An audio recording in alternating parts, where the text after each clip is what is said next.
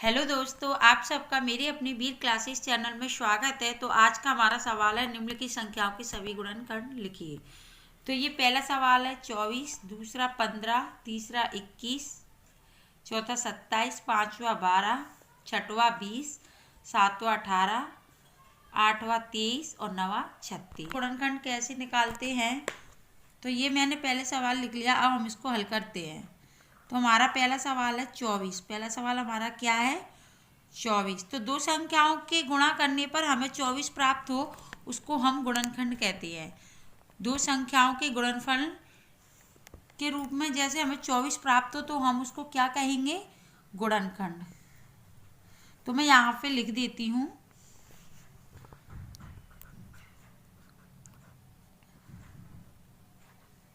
दो संख्याओं के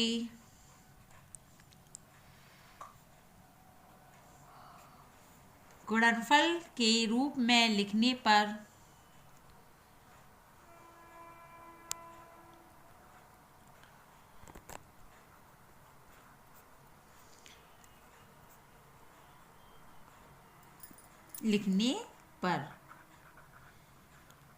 तो देखिए हम अब गुणा करेंगे हम तो 24 प्राप्त हो। तो हम देखिए 24, ये हमारा सवाल है 24। तो देखिए एक का गुणा 24 में करेंगे तो हमें 24 प्राप्त होगा, ठीक है।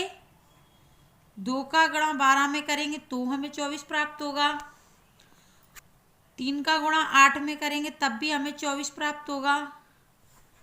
और चार का गुणा 6 में करेंगे तब भी 24 प्राप्त होगा। और 6 का गुणा 4 में करेंगे तो हमें 24 प्राप्त होगा, ठीक है। तो इस प्रकार हमारे 24 के सभी गुणनखंड क्या क्या होते हैं?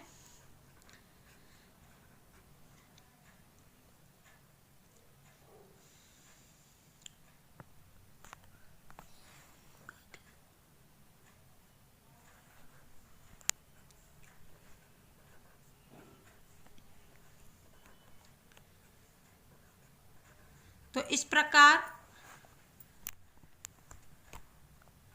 24 के सभी गुणनखंड हैं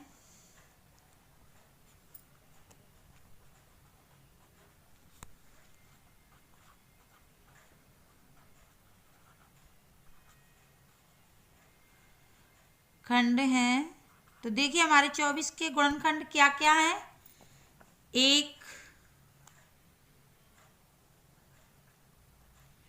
ठीक है, 1, 2, 3, 4, 6, 8, 12 तथा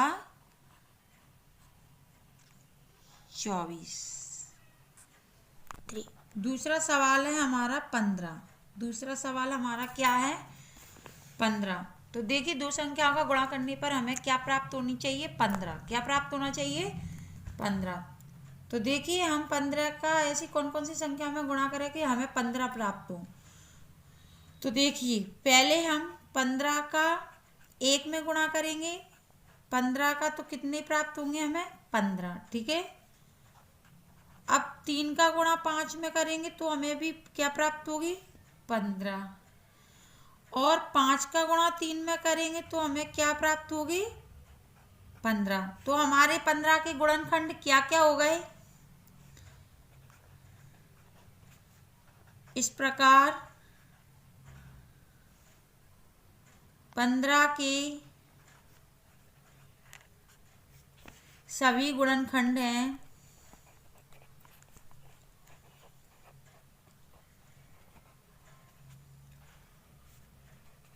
तो हमारे 15 के गुणनखंड क्या क्या हैं? 1,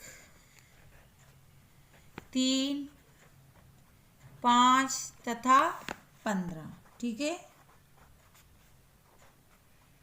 अब हमारा सी सवाल है 21। सी सवाल क्या है हमारा? 21। तो हमें दो संख्याओं के गुणनफल ऐसी कौन सी संख्या में हम गुणा करें कि हमें 21 प्राप्त हो। तो देखिए पहला तो हमारा 21 है, तो एक का गुणा हम 21 में करेंगे तो हमें 21 ही प्राप्त होती है, ठीक है। 21 का गुणा अब हम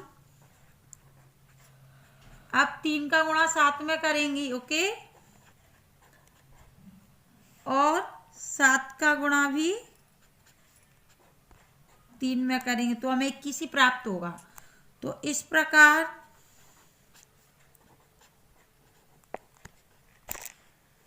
21 के सभी गुणनखंड हैं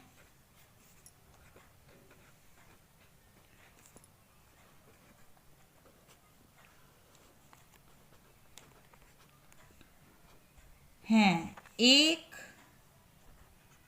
3, 7 तथा 21। ठीक है, अब हमारा नेक्स्ट सवाल है 27। तो अब हम 27 का 1 में गुणा करेंगे तो हमें क्या प्राप्त होगी? 27। 3 का गुणा 9 में करेंगे तो क्या प्राप्त होगी हमें?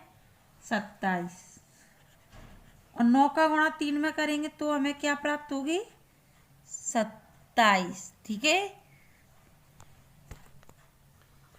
इस प्रकार 27 के सभी गुणनखंड हैं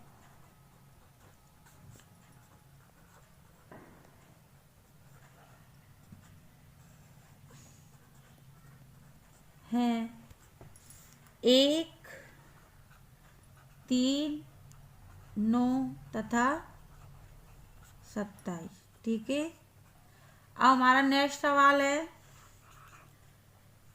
12। तो 12 का हम पहले 1 में करेंगे तो हमें क्या प्राप्त होगी? 12। अब 2 का 6 में गुणा करेंगे तो 12। 3 का गुणा 4 में करेंगे तब भी 12। और 4 गुणा 3। तो हमारे 12 के गुणनखंड क्या क्या हो गए? 12 के इस प्रकार 12 के सभी गुणनखंड हैं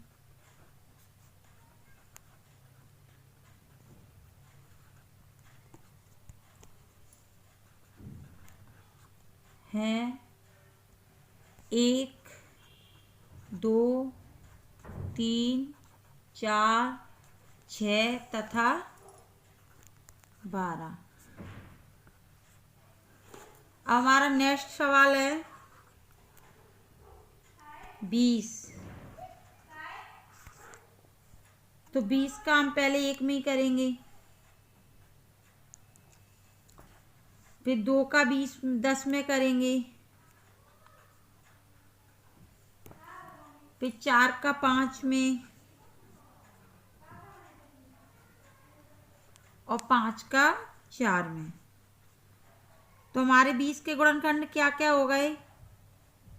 1, 2, 4, 5, 10 तथा 20। तो देखिए मेरे प्यारे दोस्तों, अगर आपको मेरी वीडियो अच्छी लगे तो प्लीज़ मेरे वीडियो को लाइक कर देना, और अभी तक आपने मेरे चैनल को सब्सक्राइब नहीं किया है तो जल्दी से सब्सक्राइब कर दीजिए और नीचे दिए गए बेल आइकन को प्रेस कर दीजिए, जिससे आपको पढ़ाई से रिलेटेड वीडियो मिलती रहेगी। तब तक के लिए बाय बाय, थैंक यू।